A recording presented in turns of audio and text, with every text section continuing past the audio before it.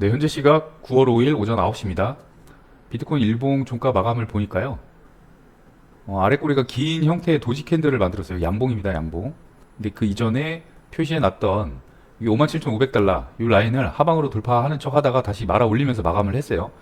이 라인을 아래로 다시 돌파를 하는지 위로 돌파를 하는지 지켜보시면서 이제 상황 파악을 하시면 될 것 같아요. 일단은 큰 틀을 보면 여기 삼각형 형태 어저께 말씀드렸죠. 그리고 3월부터 형성된 하락 채널.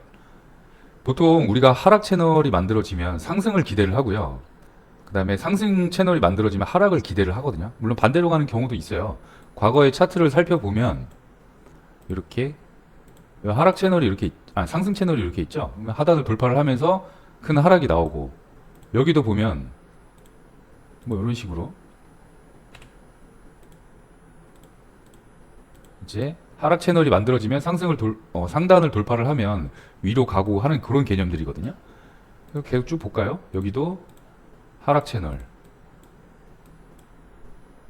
그 다음에 여기 완전 초창기네요. 여기 2019년이에요. 이런 데서도 이게 어떤 개념이냐면요. 그러니까 이거를 베어 플래그 패턴, 그 다음에 불 플래그 패턴이라 그래요. 현재 같은 경우에는 불 플래그 패턴이죠. 여기가 이제 하락 채널이 만들어졌기 때문에 미들라인을 돌파를 하고 상단을 돌파를 하면 위로 갈 거라고 이제 기대를 하는 거예요. 그래서 유튜버들 보니까 여기를 아래쪽으로 완전히 돌파를 하고 비트코인 끝났다, 뭐 4만 달러까지 간다, 이런 얘기도 있고, 아니다, 여기가 저점이기 때문에 지키고 올라갈 것이다, 그렇게 예상을 하는 사람들도 있어요.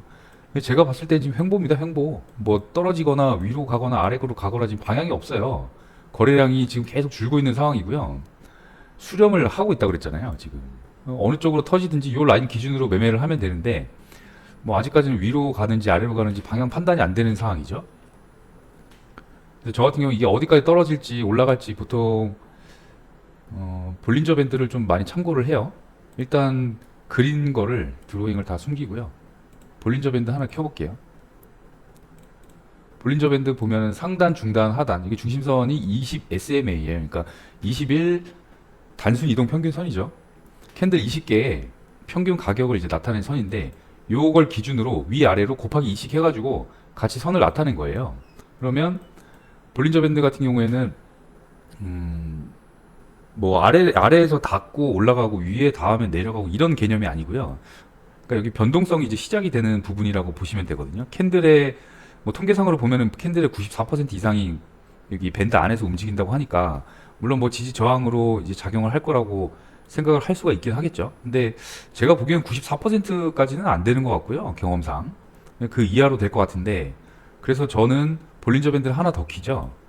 표준 편차를 요 기본값 보면 표준 편차가 길이는 20이고 2로 돼 있어요, 기본값 세팅이. 근데 저 같은 경우에는 이게 밖으로 벗어나는 경우가 좀 많이 보이길래 표준 편차를 3으로 하나 더 해가지고 보거든요. 그러면 3까지 갔다가 들어오는 경우가 많아요. 그러면 이거는 캔들의 거의 뭐 통계상으로 말하는 94%가 아니라 거의 97%, 8% 이상 백테스팅을 좀 해보면 거의 그렇게 나오더라고요. 그래서 이게 어디까지 심하게 떨어지나 볼 때 볼린저 밴드를 하나 더 켜서 봐요. 그러면은 얘가 나갔다가 들어오는구나. 그러면 3까지 갔다고 하면 얘가 많이 갔네. 아래쪽도 표준 편차 3까지 갔다고 하면 많이 갔네, 이런 식으로 판단을 하거든요. 1시간 차트 가보면 여기도 그렇죠. 꼬리가 몸통이 아니라 이제 꼬리긴 하지만 몸통이 밖으로 나왔다가 이제 밴드 안으로 들어가면 약간의 상승이 나오고, 그 다음에 꼬리긴 하지만 안으로 들어오니까 상승이 나오고, 그 다음에 몸통이 밖으로 나갔다가 3까지는 가진 않았어요. 표준 편차 2값 밖으로 나갔다가 안으로 들어오니까 하락이 약간 나오고, 그 다음에 그 안에서 이제 나머지 캔들들은 움직이죠. 보통 볼린저 밴드 매매 하시는 분들이, 잘 하시는 분들은 이제 매물대나 지지 저항 전부 다 전체적으로 파악을 해 놓고 하시는데, 처음 하시는 분들, 저도 그랬어요. 저도 위에 닿으면 매도 치고 아래 닿으면 매수 치고 해야겠다 하고 하다가 많이 털렸죠. 근데 그렇게 보는 게 아니라 볼린저 밴드는 어떤 선에 닿으면 그때부터 이제 변동성이 시작이 되더라고요. 그래서 그때부터 주목을 해서 보면 되고요. 중심선 기준으로 보면 위쪽으로 가면 이제 매수 우위, 아래쪽으로 가면 매도 우위. 근데 이것도 전체적으로 매물대나 큰 지지 저항 이런 것들 기본적으로 파악을 한 상태에서 방향 파악을 하고 나서 이제 여기서부터 변동성이 시작이 되는구나 이렇게 보시는 거예요. 그래서 일본 가보면 다시 현재 하단에 닿았죠. 그러면 여기부터 변동성이 시작이 되는구나 라고 판단을 하시면 돼요. 그럼 여기서 이제 지지저항 켜보는 거죠. 이전에 그어놓은 57,000 여기 55,700달러 800달러 요 부근이 지지 라인이었는데 볼린저 밴드도 닿았어요. 그럼 여기서부터 내가 매수를 잡을지 매도를 잡을지 이제 생각을 하실 수가 있잖아요. 그때 방향 파악을 하시면서 그러면 이제 작은 차트 가가지고 이게 매수인지 매도인지 제가 계속 말씀드린 이평선이나 RSI 거래량 이런 것들 참고하셔가지고 본인 기준에 맞게 매매를 하시면 돼요. 보통은 이거 꺼보면 볼린저 밴드가 이렇게 수축 그 다음에 확장 이런 구간들이 있거든요. 그러니까 수렴 발산이라는 개념인데 모든 지표는 다 거의 비슷하게 그런 수렴 발산이 있어요. 수렴을 하면 발산하고 다시 수렴하고 발산 수렴 이거 계속 반복이 되는 상황이거든요. 그리고 위아래 상하단 선이 지금 거의 수평으로 가고 있죠. 횡보란 얘기예요. 횡보 방향성이 없고 여기서 이제 위에 닿고 닿았다고 저기 하락이 아니라 닿고 지지저항 그 다음에 매물대 거래량 이런 것들 파악을 해서 이제 방향을 잡으면 되겠죠. 그래서 지금 현재 상황이 왜 이렇게 가격이 안 움직이나 볼 때 볼린저 밴드 가끔씩 켜보면 좋아요. 방향 파악, 그러니까 현재 상황이 어떻게 되는지 파악을 하실 수가 있거든요. 여기 같은 경우 이제 계속 올라가잖아요. 올라갈 때는 하단에서 이제 뭐 매수만 보면 되겠죠. 이게 추세가 지나고 나서 이렇게 보이는 거라서 좀 말씀드리기가 좀 뭐한데 일단은 하여튼 밴드에 닿거나 그 다음에 너무 심하게 빠지거나 올라갔을 때는 이 표준 편차 값 하나 더 해가지고 이렇게 보시면 돼요. 나머지 이제 RSI나 거래량들 그 다음에 매물대 파악하는 게 사실 제일 중요하거든요. 그것들을 파악해가지고 보시면 될 것 같아요. 일단은 볼배는 끄고요. 그래서 지지저항만으로 다시 비트를 보면 이전 55,800달러를 지켜주고 그 위에 있는 라인 57,500달러 여기는 지지를 해줬어요. 몸통이 상단을 돌파를 한 상황에서 마감을 했죠. 그래서 지금 현재 가격 57,500달러를 계속 지지를 하는지 아니면 아래로 다시 돌파를 하는지 이거 잘 지켜보시면 되고요. 그 다음 지지는 여기서 계속 지지를 받았어요. 55,800달러 정도. 그 위로는 저항선이 64,400달러 정도 됩니다. 요 세 구간 그러니까 중점적으로 보시면서 매매를 하시면 될 것 같아요. 현재는 방향이 없다. 아까 볼린저 밴드에서도 말씀드렸듯이 상하단 선이 옆으로 가고 있죠.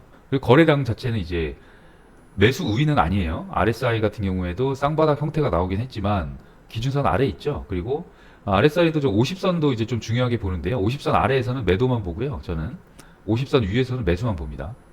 만약에 일봉상 캔들이 50선 위로 올라갔어요. RSI 선. 기준선 위에 있고 50선 위에 있으면 그냥 매수예요. 매수 타점만 잡으시면 돼요. 거래량, 그 다음에 작은 차트 가가지고 매물대 이런 것들 파악하시면서 가격 세 구간 말씀드렸죠. 일단은 단기적으로는 요 세 구간이 중요한 라인이니까 여기 기준으로 매매하시면 돼요. 중간에 붕 떠 있을 때 매매하지 마시고 볼벤 다시 켜보면 지금 어느 선에도 닿지 않고 중간에 붕 떠 있죠.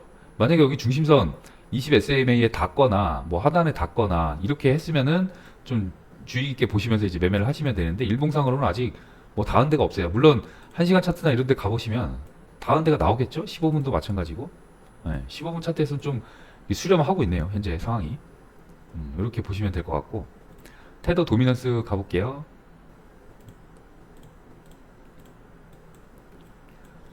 제가 일봉상에서 여기 오더블럭 하나 있었다 그랬죠. 이 박스 안에서 지금 난리를 치고 있어요. 뭐 위로 돌파하는 것도 아니고 다 갑자기 긴 꼬리 남기면서 아래로 내려왔다가 지금 다시 박스 안에서 움직이고 있는 상황인데요. 요 위아래 화살표 제가 경로 그려놨죠. 요거 참고하시면서 라인도 다 잡아 드렸어요. 일단은 오더블럭 박스 6.02 5.9% 정도 여기를 벗어나는지 아니면 안에서 움직이는지 이게 계속 안에서 움직이면 비트도 횡보하겠죠. 이거 아래로 돌파한다 그러면 여기 저항받고 내려갈 것이고 위로 돌파가 나오면 여기 지지받고 올라가니까 여기는 비트 매도 우위 이 아래쪽으로 가면 이제 매수 우위. 현재 테더 도미넌스 상 거래량은 양봉이 계속 나오긴 했는데 며칠 동안 지금 거래량이 좀 줄고 있는 상황이에요. 그래서 전체적으로는 지금 세 라인, 네 라인이죠. 네 라인. 가격 하나, 둘, 셋, 네 개. 여기는 좀 겹쳐 있으니까 뭐 하나로 보셔도 되고요. 테더 도미넌스 6.12%, 그다음에 6.02%, 5.90%. 요 세 라인 일단 위주로 좀 보시면 될 것 같아요. 오늘 새벽에 뭐 새벽도 아니죠. 아침 6시 반쯤에 그 뉴스 나온 거 보니까 리플이 법원에 이제 미국 증권거래위원회 소송 판결에 그때 1.2억 달러, 2,5억 달러 한 1,660억 정도 되더라고요. 그 과징금 내라고 판결을 내렸죠. 근데 그거를 좀 유예해달라고 요청을 했어요. 어떤 이유에서인지 모르겠지만 뭐 돈이 없는 건지 좀 미뤄달라고 얘기를 했죠. 근데 이제 이걸 보면 세크가 항소하지 않을 수도 있지만 잠재적 항소를 준비하는 것으로 해석된다 이렇게 말을 했어요. 그러면은 또 항소를 하게 되면 리플 또 난리를 치겠죠. 뭐 떨어졌다 올라갔다 막 난리를 칠 거예요. 리플 차트 한번 볼게요. 제가 아침 영상 촬영하기 전에 주요 지지 라인, 저항 라인은 그려놨는데요. 저점은 일단 지켜주고 있고 위에서 내려오는 추세선 이렇게 있어요. 돌파하는 척 하다가 계속 흘러내리고 있는 상황이죠. 삼각형 형태 보이고 있죠. 만약에 여기 돌파하고 단기적인 저항 라인들 다 돌파를 하고 난다고 하면 위로 가겠죠. 근데 아직까지는 여기 하락 추세선을 돌파를 하지 못한 상황이고 단기적으로 일봉상 여기 0.5507원 여기는 지금 지켜주고 있는 상황이기 때문에 여기를 보면서 하시면 될 것 같아요. 일단 방향은 이 추세선을 뭐 위로 돌파를 하든지 아니면 여기 하단 라인을 아래쪽으로 돌파를 하든지 일단은 삼각형으로 모이고 있어요. 힘이 모이고 있으니까 어느 쪽으로는 방향이 터질 것이다. 이렇게 보시면 될 것 같아요. 업비트 차트 가볼게요. 차트가 선들이 하나씩 늘어나니까 좀 지저분해지죠. 가장 최근에 여기 매물대 기준으로 박스에 그려놨었는데 아래로 돌파했다가 다시 위로 올라타고 지금 지지받고 있는 상황이에요. 그 전에 그려놓은 4시간 봉에서 페어밸류 갭 생긴 거 여기 하단까지 꼬리가 터치했죠. 터치하고 일목구름 상으로 보면 지금 저항 라인이긴 한데요. 거의 지금 라인이 같아졌죠. 여기를 옆으로 이제 시간만 좀 지나면 뚫고 지나갈 텐데 여기 안착을 한다 그러면 약간 상승을 노려볼 수도 있겠네요. 일단 갭 라인 넘어서까지 그 다음에 202평선까지 좀 볼 수가 있겠네요.